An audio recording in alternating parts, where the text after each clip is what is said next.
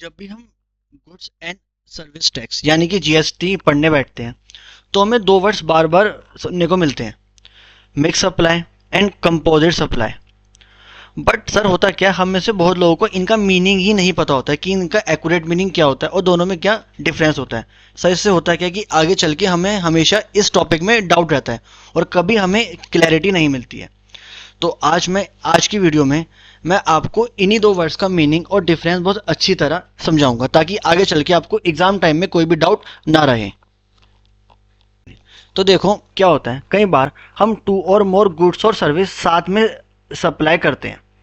Sir इसके example जैसे कि हो सकता है, मानो मैंने एक साथ में गुड्स और सर्विस सप्लाई करा। सर इसका एग्जाम्पल हो सकता है, मानो मैंने किसी को कार बेची और साथ में उसे कार रिपेयरिंग की सर्विस भी दी। सर यहाँ पे मैंने एक गुड्स जो कि है कार और एक सर्विस जो कि है कार रिपेयरिंग की सर्विस, दोनों साथ में उसे सप्लाई करी। सर दूसरा एग्जाम्पल हो सकता है, मैंने दो गुड्स एक साथ बेचे। मानो सर मैंने एक पैक बनाया और उस पैक के अंदर मैंने एक चॉकलेट बेची और एक कोल्ड ड्रिंक बना के किसी को बेच दी।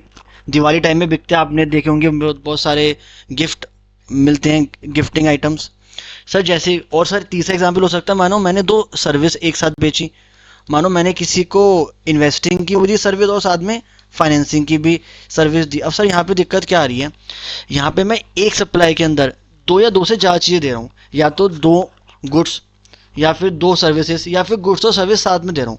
अब सर यहाँ पे दिक्कत क्या, अब यहाँ पे दिक्कत क्या आती है, अब सर दिक्कत यहाँ पे ये आती है, मानो मैं जो गुड्स सप्लाई कर रहा हूँ सर उस पर कोई और जीएसटी का रेट लगता है, और सर जो मैं उसके साथ में कोई दूसरी सर्विस या कोई दूसरा गुड्स दे रहा हूँ सर उस पर कोई और जीएसटी का रेट लगता है।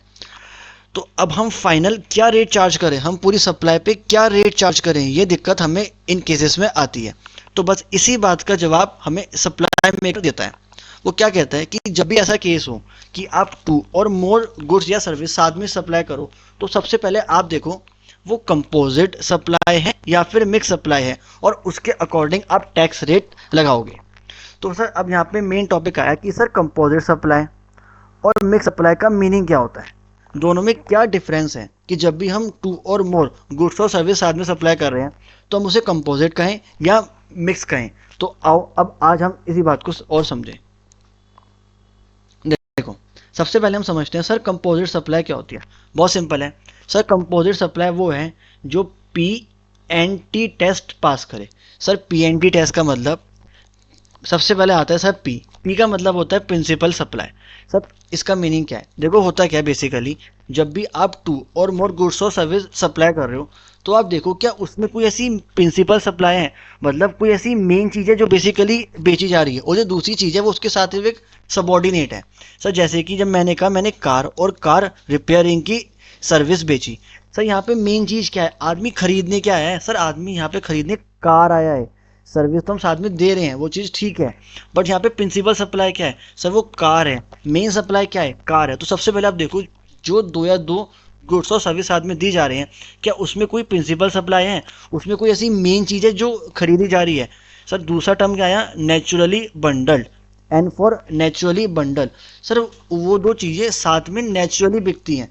जैसे कि वही एग्जाम्पल है, मैंने कहा सर कार और कार रिपेयरिंग की सर्विस, सर ये नेचुरली बंडल है, ये मार्केट में बिकती हैं। बट अगर मैं कहूँ कि सर मैंने एक चॉकलेट का पैक और एक कोल्ड ड्रिंक का पैक साथ में बेचा, तो क्या ये नेचुरली बंडल है, मार्केट में ऐसी बिकती है? नहीं सर, ये हमने बंडल बना दिया है, और ये कोई नेचुरली बंडल नहीं है। और तीसरा सर आया टी। सर टी का मतलब टू और मोर सप्लाईज, कि वहाँ पे दो या दो से ज़्यादा सप्लाई होंगी। तो अगर कोई भी सप्लाई ये तीन चीज़ें पूरी करती है, क्या, पी एंड टी। सब पी फॉर कोई एक प्रिंसिपल सप्लाई होगी, एन फॉर जो आप दो या दो से ज़्यादा गुड्स और सर्विस दे रहे हो वो नेचुरली बंडल्ड है, और टी तो मैंने बताई आपको कि वहाँ पे टू और मोर सप्लाई इन्वॉल्व होंगी। सर ऐसे केस में हम इसे कंपोजिट सप्लाई कहते हैं। और सर जब हम इसे कंपोजिट सप्लाई कहते हैं तो हम कहते हैं जो यहाँ पे प्रिंसिपल सप्लाई है ना, जैसे हमारे एग्जाम्पल में थी कार, आप उसका ही जीएसटी का रेट लगा के चलो पूरी सप्लाई पे, समझें।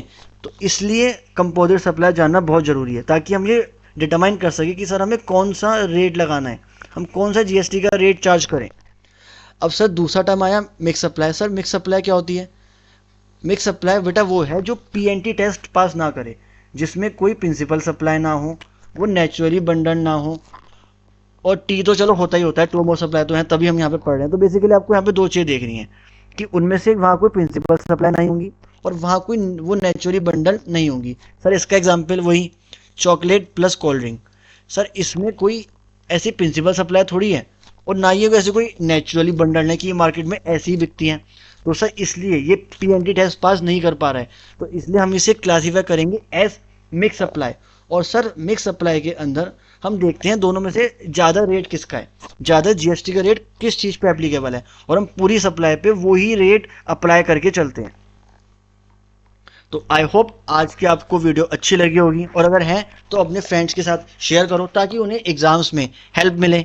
और अपना फीडबैक कमेंट में प्लीज़ शेयर करना ताकि मैं खुद को इम्प्रूव कर सकूं और आपके लिए और भी हेल्पफुल कंटेंट लेके आ सकूं।